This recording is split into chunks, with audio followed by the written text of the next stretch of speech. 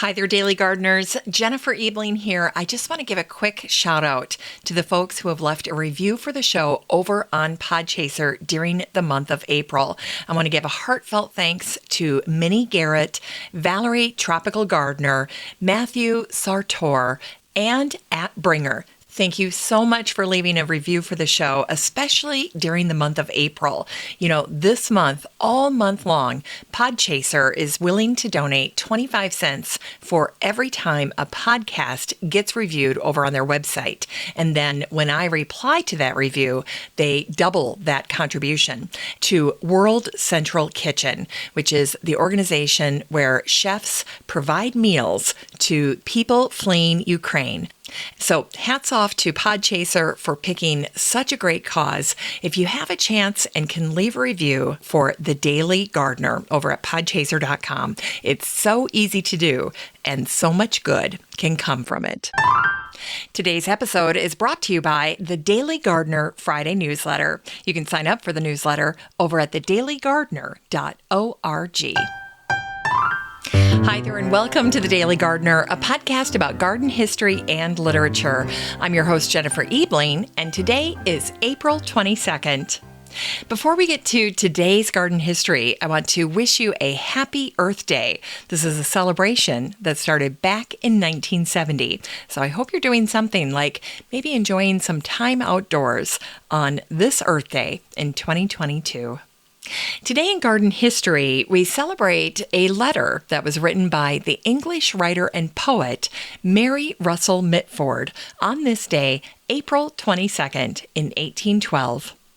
Mary was writing to an English banker, politician, and amateur artist named Sir William Eichler, and in her letter, she wrote these words: I place flowers in the very first rank of simple pleasures, and I have no very good opinion of the hard worldly people who take no delight in them.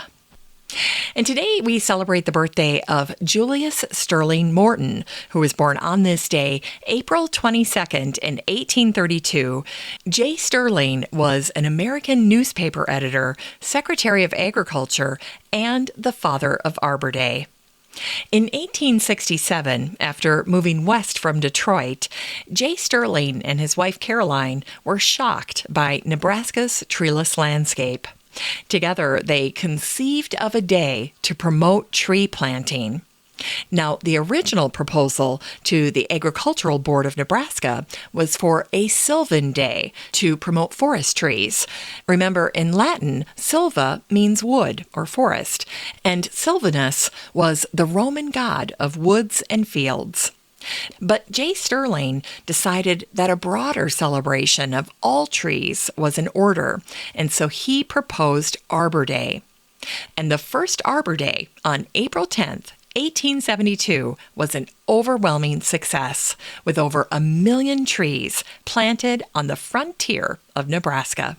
After that, Arbor Day quickly became a yearly national holiday, celebrated every year on April 22nd to honor J. Sterling Morton's birthday.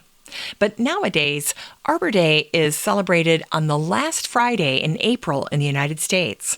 And this year, in 2022, that day is Friday, April 29th. It was J. Sterling Morton who said, "Other holidays repose upon the past, but Arbor Day proposes for the future." And today we celebrate the birthday of the German botanist Wilhelm Eichler, who was born on this day, April 22nd in 1839. Wilhelm developed one of the first widely used natural systems of plant classification to reflect evolution. And he divided the plant kingdom into floral plants and non-floral plants. And it was Wilhelm Eichler who said these words: "The felling of the first tree is the beginning of human civilization. The felling of the last is his end." And today we celebrate the birthday of the Dutch biologist and writer Midas, who was born on this day, April 22nd in 1946. Now, Midas has written over 50 children's and young adult books, and he describes one of his books this way.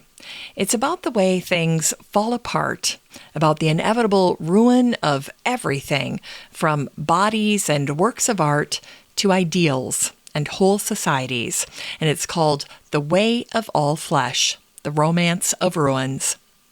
And it was in his book, The Way of All Flesh, that Midas wrote these words. It's a sign of wisdom that seeds don't squander their energy all at once, instead calmly waiting until the time is right. Seeds aren't stupid. It's time to grow that garden library with today's book, The First Mess Cookbook by Laura Wright. This book came out in 2017, and the subtitle is Vibrant Plant-Based Recipes to Eat Well Through the Seasons. Now, I see here that Amazon is reminding me that I purchased this cookbook back in August of 2020.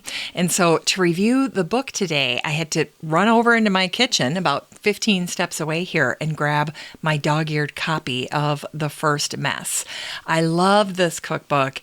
If you're looking to totally revamp the way you cook, if you want to make plants the star of most of the dishes that you're making, especially in the summertime, then you need to get a copy of Laura Wright's The First Mess Cookbook. It's a beautiful, beautiful book. It actually looks more like a book than it does a cookbook, which is another thing that appeals to me. It's so pretty that I can have it out and on display in my kitchen, and it's just like it's designed to be there. It's so beautiful. The cover's kind of a gray, and then it's got greens on the cover, and then the text is very, very simple and elegant. Now, before I get into the cookbook, I wanted to share a little story with you that Laura wrote in the introduction. I'm going to flip to it here. And she's talking about a little job that she had in the summertime here, one of her first little summer jobs. And she writes this, raspberry picking throughout the humid Ontario summers was my first job as a youth. And I suppose this is where the inspiration for my blog, The First Mess, began. I would put on my rubber boots, grab a basket, and head toward the back of my parents' 2-acre property in the country. At the end of the line were rows of raspberry bushes heaving with fruit under the steamy July sun. One berry in the basket, one in my mouth. My brother and I would get $2 for every pint we could scrounge up, and Dad would sell them at his farm market store the next day. I don't think I ever made it to more than $10 a pick. I was too busy eating those warm berries that tasted of jam, nectar, and light. That all-sensory field experience is my first clear memory of connecting to food beyond the notion of hunger being satisfied. Isn't that a sweet story?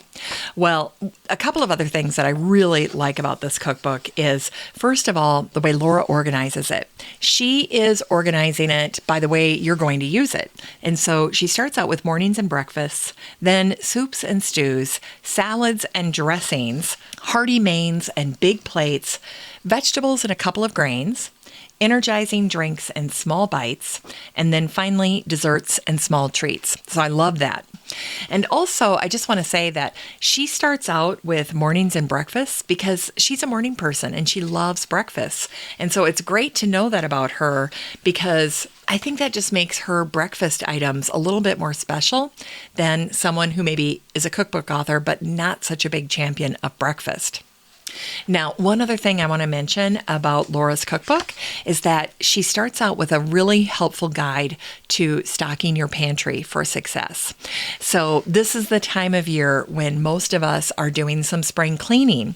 And if your pantry is something that you're struggling with, if it's gotten a little crowded over the last 2 years during the pandemic, or if it's just no longer serving you, take a look at what Laura puts in the front of her cookbook because it's one of my go-to guides. I refer people to this all the time for stocking your pantry for success. Now, I just wanted to take a few minutes and call out some of my personal favorites from Laura's recipes. So this is definitely not a comprehensive list. There are many, many recipes in this cookbook. But personally, I'm a huge fan of her cookies for breakfast, and I would send those along with the boys on their way to high school because they, of course, don't allow any time for breakfast, and so these cookies are fantastic for that. Now, my husband and I love her vanilla coconut coffee creamer, and then her eggplant bacon. Oh my gosh, is that so good? So, I run into people all the time that are asking, what can I do with eggplant? This is a recipe that I always bring up for that. And she gets the flavor just right, and she does that by using maple syrup. I'm going to look here: apple cider vinegar, smoked paprika, light miso, and soy sauce, and a few other ingredients, but those are the key ones. That's fantastic. Okay, well, here's one I just used for Easter, the small batch roasted soup. This is the foundation for the recipe that I used to make my asparagus soup. That was a major hit. Let's see. Oh, the cider and sunflower dressing. So good. She uses a little maple syrup and a little Dijon mustard in this. She's got a really good corn salad, if you like corn salad. And then this is one of my summer favorites. Oh, I forgot about this one. It's sesame cucumber noodles, or you could use regular noodles. I've done both, but it's with melon and avocado. What a fantastic combination. Melon and avocado. You've got to give it a try. And then the sesame adds that savory. So it is so good. Oh, and then here's this one.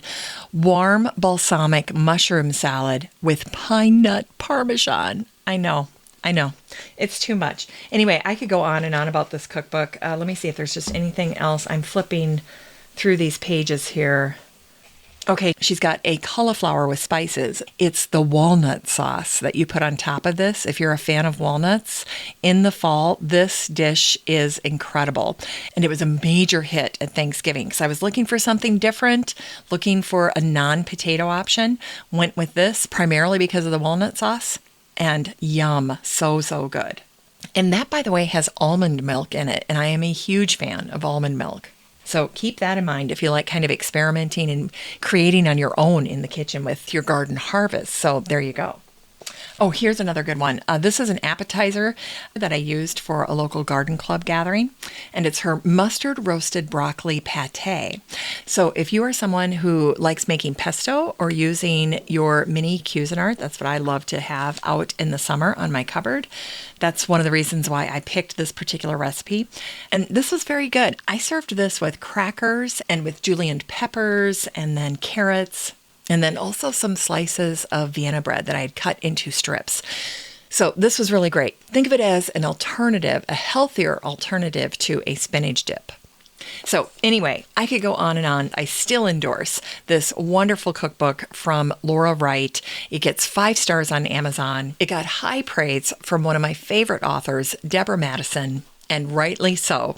This book is 296 pages of plant-based recipes that you can use for vegetable cooking ideas, seasonal cooking, and even whole food diets. So this is definitely something that should be on your list for 2022 and beyond. You can get a copy of The First Mess Cookbook by Laura Wright and support the show using the Amazon link in today's show notes for around $7, which is insane because this cookbook is so timeless and so good. But this book has already been out 5 years, and I can't believe that. So there you go. That's what happens when these books have been out a while. You'll see used copies start to come out and that price gets driven down. So that's great. But as with all the books that I recommend, there are only a few books at that price. So if you're serious about getting your own copy of The First Mess Cookbook on Amazon, make sure to act quickly. All right, today's Botanic Spark celebrates the birthday of Louise Glick, the American poet and essayist. She was born on this day, April 22nd, in 1943. In 2020, Louise won the Nobel Prize in Literature, and her other awards include the National Humanities Medal, the National Book Award, the National Book Critics Circle Award, and from 2003 to 2004, Louise was the Poet Laureate of the United States. Louise is known for using her own experiences and nature as inspiration for her work. Her poems are emotive, frank, and very human. Louise once wrote, "My childhood, close to me forever, turned gold like an autumn garden." And in her poem, Snowdrops, Louise wrote, "I did not expect to survive, earth suppressing me.